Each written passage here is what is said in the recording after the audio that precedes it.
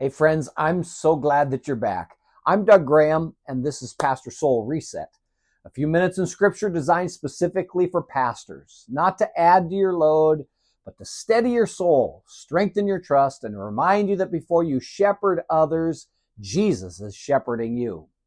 We're in Mark chapter 9, verses 24 through 29.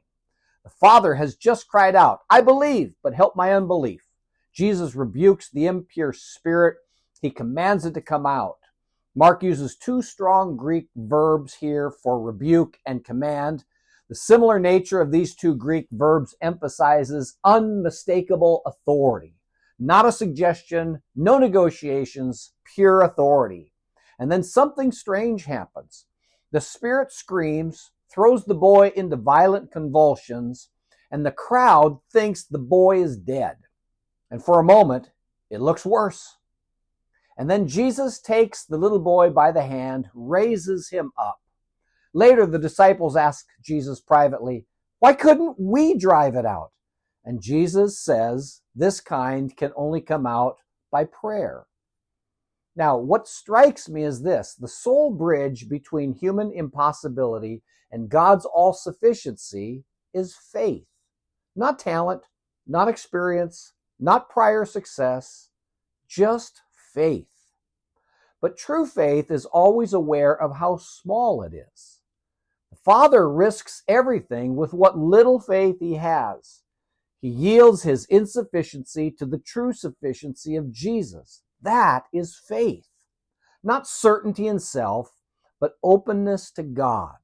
A decision, even when everything feels contrary, but a decision that Jesus is able. And notice something else. When Jesus intervenes, things appear to get worse before they get better. And that's not failure. That's authority confronting resistance. Spiritual authority doesn't panic when chaos flares. It finishes what it started. Now, let's bring this home to us as pastors.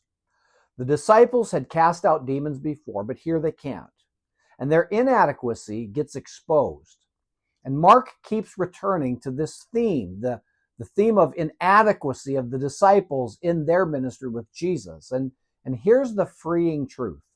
Ministry service for Jesus is characterized by constant awareness of inadequacy in ourselves. Jesus regularly calls his disciples to tasks that are beyond their abilities. And the fact that tasks surpass your ability is evidence that the ministry is his, not yours. Inadequacy is not a leadership flaw. Actually, it's a spiritual invitation driving us to prayer. And prayer, listen carefully, prayer is faith turned toward God. Prayer is the focusing on what's beyond our ability and activating our faith in God. In this way, both prayer and faith remind us that power is not in us, it's in God alone.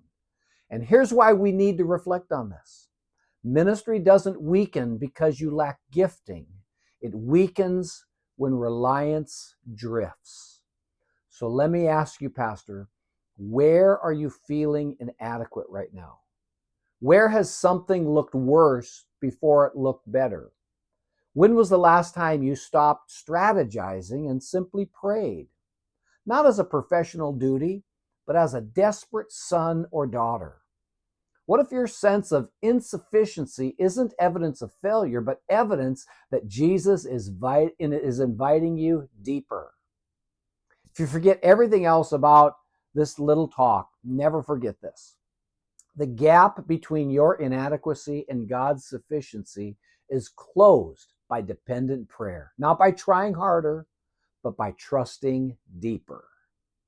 Hey, if this steadied your soul, I'd like to ask you to click subscribe and hit notifications so that you're alerted the very moment I drop a new episode. And remember, as you carry the burdens of others, Jesus is carrying you. I'll see you next time on Pastor Soul Reset.